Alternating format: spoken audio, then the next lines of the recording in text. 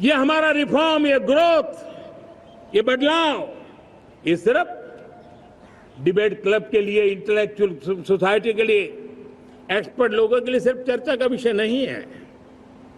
साथियों, हमने राजनीतिक मजबूरी के कारण नहीं किया है। हम जो कुछ भी कर रहे हैं वो राजनीति का भागा गुणा करके नहीं सोचते हैं।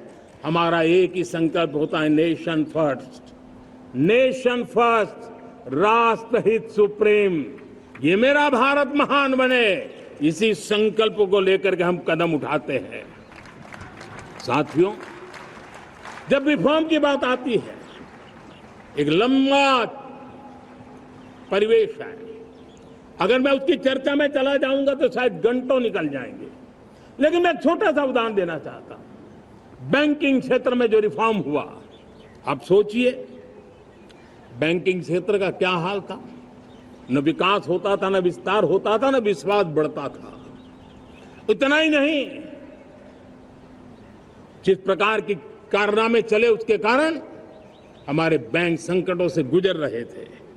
हमने बैंकिंग सेक्टर को मजबूत बनाने के लिए अनेकविध रिफॉर्म्स किए और आज उसका कारण हमारी बैंक विश्व में जो इन्हीं गुनी मजबूत बैंक के हैं उसमें भारतीय बैंकों ने अपना स्थान बनाया है।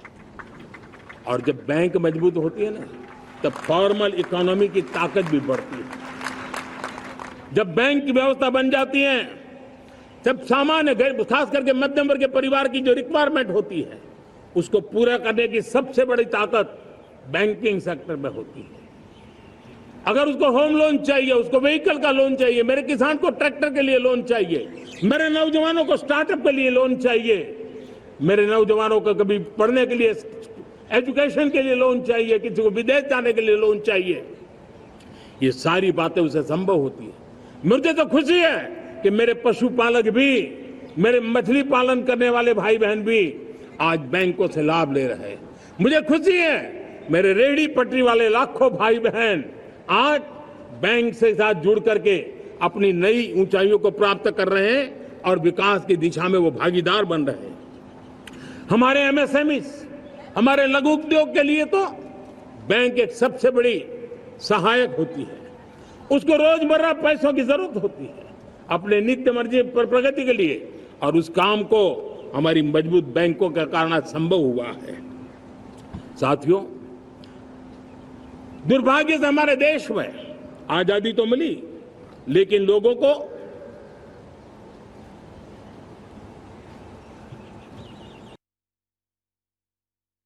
गुजरना पड़ा।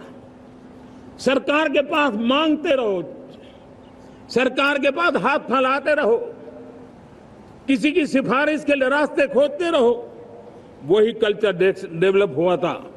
आज हमने गवर्नेंस के इस मॉडल को बदला है। आज सरकार खुद लाभार्थी हितार्थी के पास जाती है। आज सरकार खुद उसके घर गैस का चूल्हा पहुंचाती है। आज सरकार खुद उसके घर पानी पहुंचाती है। आज सरकार खुद उसके घर बिजली पहुंचाती है। आज सरकार खुद उसको आर्थिक मदद दे करके विकास के नए आयामों को चर करने के लिए प्रेरित करती है, प्रोत्साहित करती है। आज सरकार खुद नौजवान के स्किल डेवलपमेंट के लिए अनेक कदम उठा रही है। साथियों, बड़े रिफॉर्म्स के लिए हमारी सरकार बहुत ही प्रतिबद्ध है और हम इसी के द्वारा देश में प्रगति की राह को चुनना चाहते हैं। साथियों, देश में नई व्यवस्थाएं बन रही है।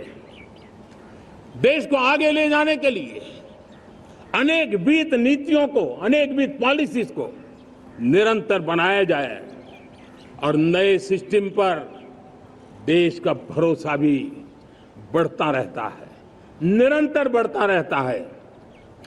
आज जो 20-25 साल का नौजवान है, जो 10 साल पहले जब 12-15 साल की उम्र का नौजवान था, उसने अपनी आंखों के सामने ये बदलाव देखा है। 10 साल के भीतर भीतर उसके सपनों को आकार मिला है, धार मिली है और उसके आत्मविश्वास में एक नई चेतना जगी है और वही देश का एक नया सामर्थ्य के रूप में उभरना है। आज विश्व भर में भारत की साख बढ़ी है, भारत के प्रति देखने का नजरिया बदला है। आज विश्व में युवाओं के लिए संभावनाओं के द्वार खुले हैं। रोजगार के अनगिनत नए अवसर जो शायद आजादी के इतने सालों के बाद भी नहीं आए थे, वो आज उनके दरवाजे पर दस्तक दे रहे हैं। संभावनाएं बढ़ती गई हैं, नए मौके बन रहे हैं। मेरे देश के युवाओं को अब धीरे धीरे चलने का इरादा नहीं है। मेरा देश का नौजवान इंक्रीमेंटल प्रगति में विश्वास नहीं करता। मेरा देश का नौजवान छलांग मारने के मूड में है। वो छलांग मार के नई सिद्धियों को प्राप्त करने के मूड में है। मैं कहना चाहूंगा, भारत के लिए गोल्डन एरा है। वैश्विक परिस्थितियों की तुलना में भी देखें, ये गोल्डन एरा है। ये हमारा स्वर्णिम कालखंड है। मेरे प्यारे देशवासियों, ये अवसर हमें जाने नहीं देना है। ये मौका हमें जाने नहीं देना चाहिए और इसी मौके को पकड़ करके अपने सपने और संकल्पों को लेकर के चल पड़ेंगे तो हम देश की स्वर्णिम भारत की जो अपेक्षा और हमें विकसित भारत का 2047 का लक्ष्य हम पूरा करके रहेंगे। हम सदियों की बेड़ियों को तोड़ करके निकले हैं। आज टूरिज्म का क्षेत्र हो, एमएसएमई का क्षेत्र हो, एजुकेशन हो, हेल्थ सेक्टर हो, ट्रांसपोर्ट सेक्टर हो, खेती और किसानी का सेक्टर हो, हर सेक्टर में एक नया आधुनिक सिस्टम बन रहा है।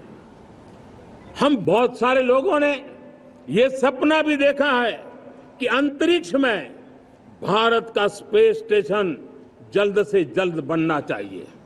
किसी ने कहा भारत की जो पारंपरिक ट्रेडिशनल मेडिसिन है, हमारी औषधि है, दुनिया जब आज होलिस्टिक हेल्थ केयर की तरफ जा रही है, तब हमें भारत की पारंपरिक औषधियां और वेलनेस हब के रूप में भारत को विकसित करना चाहिए। कोई कहते हैं कि अब देर नहीं होनी चाहिए, भारत जल्द से जल्द दुनिया की तीसरी सबसे बड़ी इकोनॉमी बनना चाहिए। साथियों, मैं इसलिए पढ़ रहा था कि मेरे देशवासियों ने सुझाव दिए, मेरे देश के सामान्य नागरिक ने ये सुझाव हमें दिए हैं। मैं समझता हूं, जब देशवासियों की इतनी विशाल सोच हो, देशवासियों के इतने बड़े सपने हो, देशवासियों की इन बातों में जब संकल्प झलकते हो, तब हमारे भीतर एक नया संकल्प दृढ़ बन जाता है। हमारे मन में आत्मविश्वास नई ऊंचाई पर पहुंच जाता है। और साथियों, देशवासियों का ये भरोसा सिर्फ कोई इंटेलेक्चुअल डिबेट नहीं है, ये भरोसा अनुभव से निकला हुआ है। ये विश्वास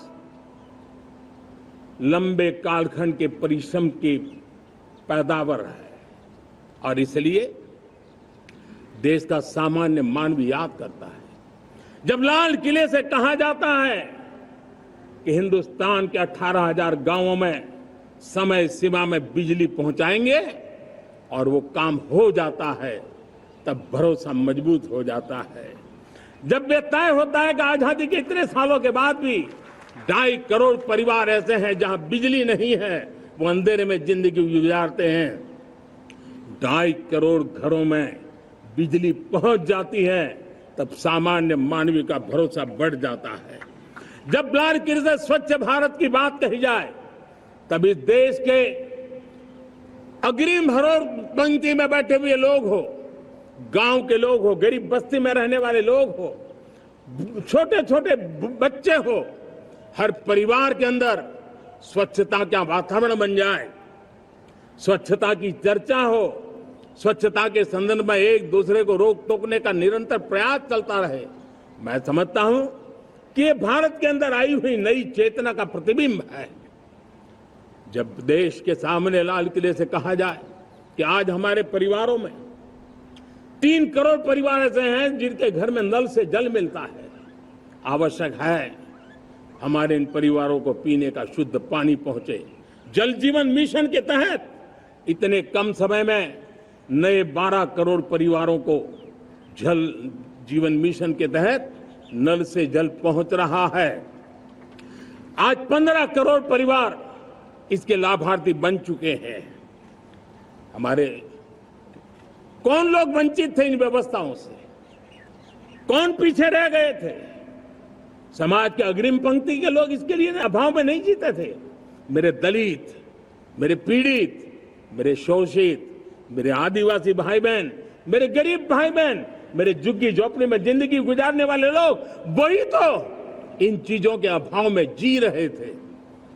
हमने अनेक ऐसे प्राथमिक आवश्यकताओं की पूर्ति के लिए जो प्रयास किया और उसका परिणाम हमारे इन सारे समाज के बंधुओं को मिला है।